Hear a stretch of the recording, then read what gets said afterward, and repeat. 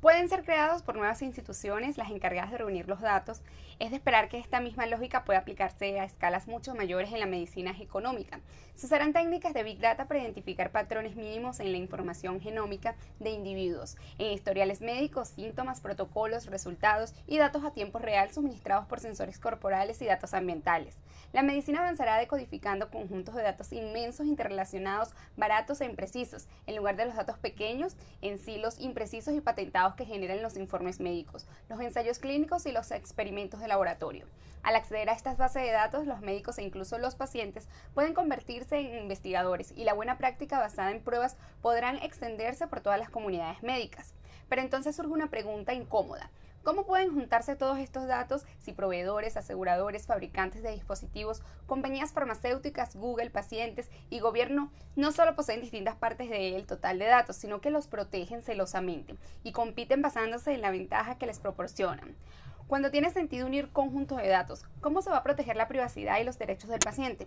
Pues la tecnología por sí sola no puede resolver estos problemas. Necesitamos una infraestructura de almacenamiento de datos fiables y neutral. Estos cambios ya se están produciendo, pues las organizaciones sin ánimos de lucros ni sin fines de lucros se están posicionando como plataformas para la anonimización, tutela y protección de bases de datos genómicas.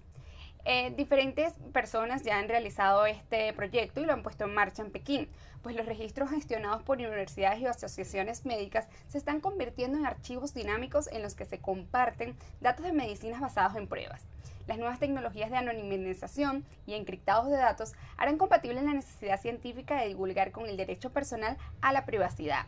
Construir una infraestructura de datos como partida será uno de los desafíos estratégicos de la próxima década en el sector sanitario y también para los legisladores. Con respecto a las prioridades del gestor, huelga decir que la prioridad inmediata respecto a los Big Data es de tipo operativo, pues las personas responsables de la investigación de mercado, ingeniería de procesos, fijación de precios, gestión de riesgo, logística y otras funciones complejas, pues necesitan dominar una gama completamente nueva de técnicas de estadísticas.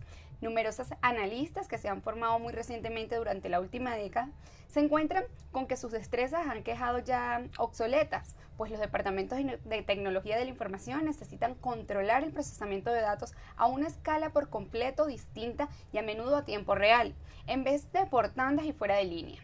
Los gestores no especializados han de tener cierta comprensión de las posibilidades y los escolores de los Big Data para poder trasladar su rendimiento a beneficios económicos prácticos. La visualización de estos datos se está convirtiendo en una interfaz clave entre el especialista y lo que no lo es. Pero todas las compañías tarde o temprano llegarán a ese punto, al igual que ocurrió con la transición de las hojas de cálculo en papel de la Excel con las nuevas destrezas, pues serán mínimas exigibles y no fue de ventaja competitiva sostenible, pues no fue de gran éxito, porque el mayor problema reside en el potencial que tienen los Big Data de crear disrupciones, en términos tanto de amenaza como de oportunidad. Y es por esto que la deconstrucción y la polarización de las economías de masa son los dos vectores fundamentales de un probable caso que nos puede ocurrir o un ataque de la deconstrucción, ya que esta permite a una organización oportunista atacar un eslabón vulnerable de la cadena de valor de esta compañía o de la que se esté manejando, aunque sus áreas de negocio no guarden relación aparentemente. La polarización negativa de las economías de masa posibilita a pequeñas empresas, quizás incluso a comunidades e individuos no remunerados, abordar de forma conjunta una tarea determinada de manera de que las empresas no puedan imitar fácilmente. La polarización positiva de las economías de masa sirve a las empresas como conjunto de datos verdaderamente grandes para abrir su camino en el área del negocio, pues nuevas y a menudo sedientos gratuitamente el producto o el servicio a cambio de acceso a más datos. Es una alianza entre lo grande y lo pequeño. Estas empresas a menudo ponen estos datos al servicio de comunidades, atacando así el modelo de negocio tradicional desde ambos flancos.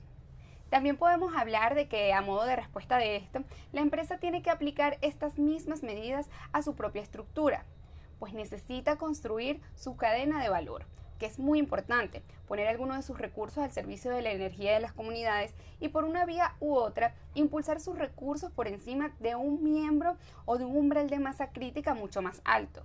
No importa si el propósito es atacar o defenderse, quizás requiere eliminar fronteras de negocios y redefinir las relaciones con clientes y proveedores.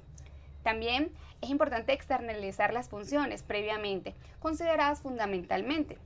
ya que algunas de estas exigirán una descentralización radical o incluso una transferencia de las autoridades fuera de los límites de las empresas. En otras, exigirá una centralización radical de los recursos. La idea clave, de hecho, es el colorario de la construcción y la polarización. Es que estas estrategias en apariencia contradictorias se complementan mutuamente, como lo habíamos indicado, y a medida de que los Big Data transformen el mundo de los negocios, modificarán también dos de sus aspectos fundamentales, la organización interna y también la arquitectura empresarial. Desde el punto de vista organizativo, los Big Data obligan a las empresas a consolidar bases de datos para conseguir economías de masas internas. También necesitan establecer una fuente única de verdad. Por sus siglas en Internet se conoce como SPO en tiempo real.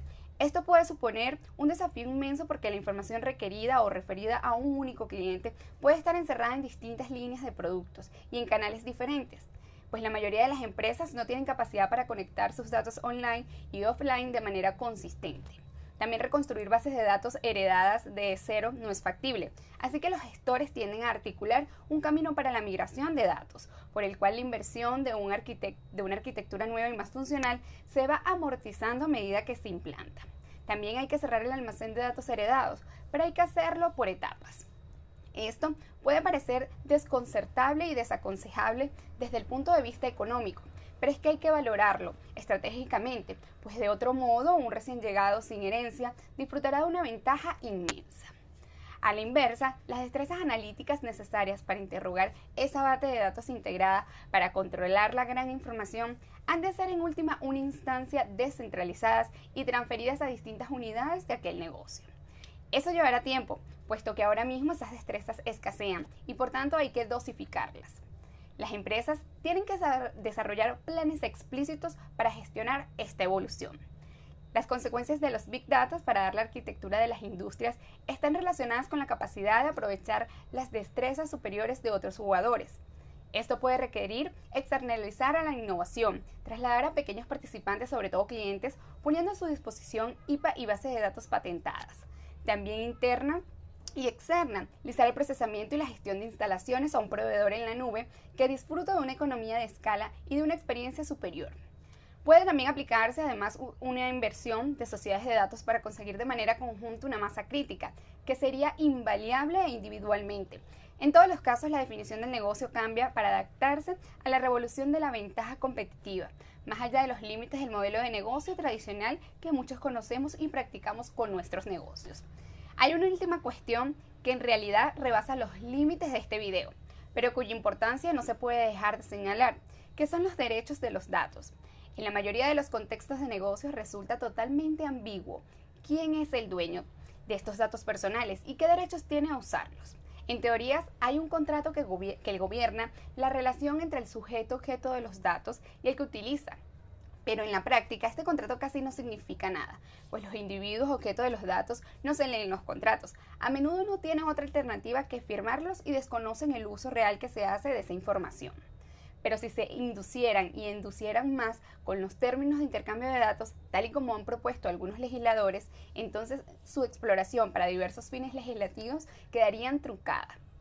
Es poco probable que estas ambigüedades legales y de percepción se resuelvan de manera clara en los últimos años, puesto que mientras tanto el uso corporativo y gubernamental de los datos personales dependerá fundamentalmente del contexto en el que dichos datos se reúnan, además de utilizar y del grado de confianza del que gocen las organizaciones que los manejan.